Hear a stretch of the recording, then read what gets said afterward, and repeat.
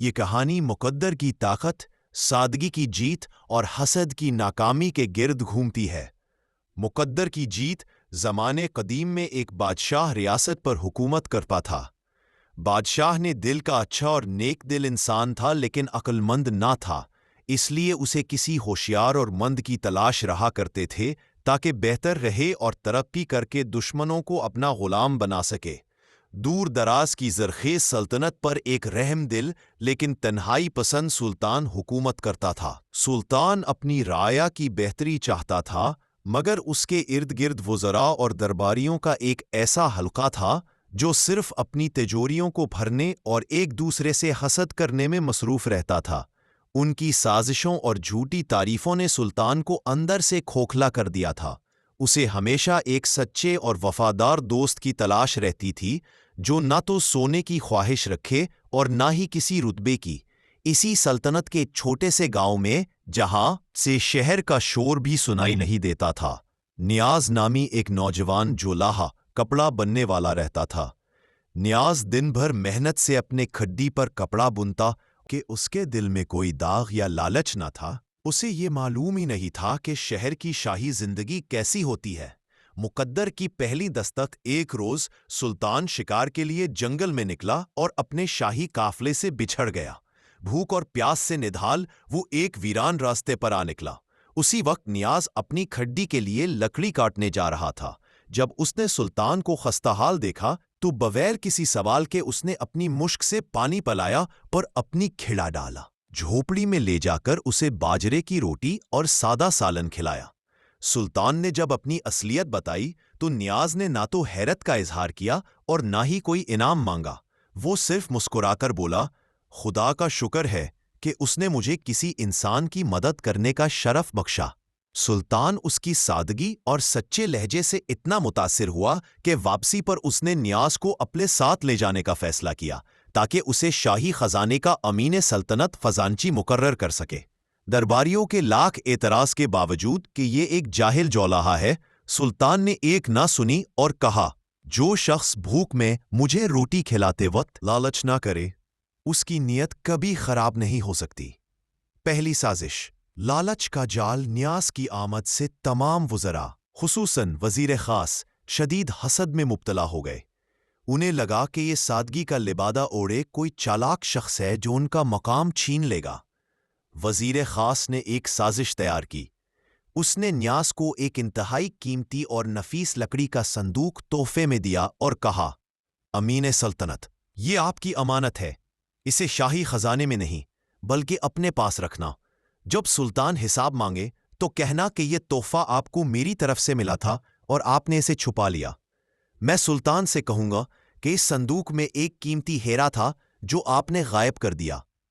وزیر کا مقصد تھا کہ نیاز لالچ میں آ کر اس صندوق کو بھرے اور وہ سلطان کے سامنے اسے چور ثابت کر دے۔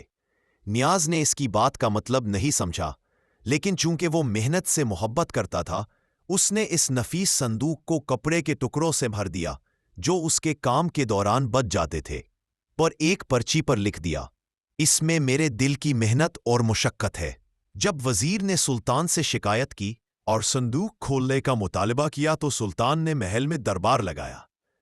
جب صندوق کھولا گیا تو اندر کپڑے کے سڑے ہوئے ٹکڑے اور وہ پرچی تھی۔ وزیر خاص نے جھک سے کہا، اس نے ہیرا نکال کر ان کوڑے کرکٹ سے بدل دیا ہے۔ نیاز نے سادگی سے وضاحت کی، میں نے اسے کھولا تک نہیں، چونکہ یہ صندوق بہت خوبصورت تھا، میں نے سوچا کہ اس میں اپنی سب سے قیمتی چیز یعنی اپنی دن بھر کی محنت کے ٹکڑے رکھ دوں تاکہ یہ خراب نہ ہو۔ ہیرے سے میرا کیا کام؟ سلطان نے نیاز کی سچائی کو سمجھ لیا اور غصے سے وزیر خاص کی طرف دیکھا، جس کا جھوٹ خود ہی کھل چکا تھا۔ سلطان نے نیاز کی مزید عزت افزائی کی اور اسے شاہی معاملات میں مزید شریک کر لیا۔ دوسری سازش، موت کا فرمان۔ وزیر خاص نے اس ذلت کا بدلہ لینے کا ٹھان لیا۔ اس نے سازش میں اپنے دو مزید ساتھیوں کو شامل کیا اور فیصلہ کیا کہ نیاز کو دور دراز کے ایک قلعے پر بھیجا جائے جہاں وہ اس کا قتل کروا دے گا۔ وزیر خاص نے ایک فرمان تیار کیا جس میں قلعے کے سالار کو حکم دیا گیا تھا کہ اس فرمان کو لانے والے کو بغیر کسی سوال کے فوراً قتل کر دیا جائے۔ اور اس فرمان کو ایک خصوصی مہر کے ساتھ بند کر دیا۔ وزیر نے نیاز کو یہ فرمان دے کر کہا کہ اس میں سلطنت کے انتہائی خفیہ دفاعی نقشے ہیں۔ یہ سلطان کی جانب سے آپ کا امتحان ہے، فوراً اسے سالار کو پہنچا دو۔ نیاز فوراً روانہ ہوا، لیکن راستے میں شدید بارش اور سیلاب آ گیا۔ نیاز نے ایک پرانے مزار میں پناہ لی۔ اسے یہ خوف ہوا کہ اگر یہ خفیہ نقشے پانی سے خراب ہو گئے تو سلطنت کو کتنا نقصان ہوگا۔ اس نے جلدی سے اپنے کپڑے سے لپیٹ کر اس فرمان کو محفوظ کرنے کی کوشش کی۔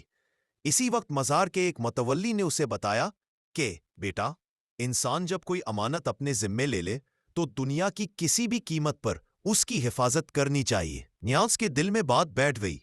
اسے لگا کہ بارش فرمان کو خراب کر دے گی۔ اس نے جلدی سے احتیاط کے ساتھ ایک ایک دھاگے کو کھول کر مہر کو بغیر توڑے اس پر لگی شاہی مہر کو ایک سادہ کاغذ پر اتار لیا۔ جب بارش رکی تو اس نے اطمینان سے وہ فرمان قلعے کے سالار کو دے دیا۔ سالار نے فرمان پڑھا اور خوفزدہ ہو کر نیاز کے قدموں میں گر گیا۔ آپ نے میرے دل کو کتنا سکون بخشا۔ نیاز حیران ہوا کہ اس نے کوئی نقشہ تو نہیں دیکھا۔ جب یہ بات سلطان تک پہنچی تو وہ بھی حیران ہوا۔ اس نے نیاز کو محل بلایا اور پوچھا، یہ کیسا فرمان تھا جو سالار کو اتنا بھا گیا؟ نیاز نے سارا ماجرا سنایا کہ کس طرح اس نے مہر کی نقل اتار کر فرمان کو بارش سے بچایا۔ سلطان نے اصل فرمان کو کھولا تو اس میں قتل کا حکم لکھا تھا۔ سلطان کے ہاتھ کانپنے لگے۔ اسے فوراً سمجھ آ گئی کہ وزیر خاص نے اس کی جان لینے کی کوشش کی تھی۔ نیاز کی سادگی اور امانت میں خیانت نہ کرنے کی عادت نے ایک بار پھر اسے موت کے منہ سے نکال لیا تھا۔ اس دن سلطان نے وزیر خاص اور اس کے ساتھیوں کو عہدوں سے برطرف کر دیا اور نیاز کو محل کا سب سے بڑا مشیر خاص مقرر کر دیا۔ سلطان نے نیاز سے کہا، وزیروں نے اپنی عقل سے کام لیا، لیکن تم نے اپنے مقدر اور سچائی سے کام لیا۔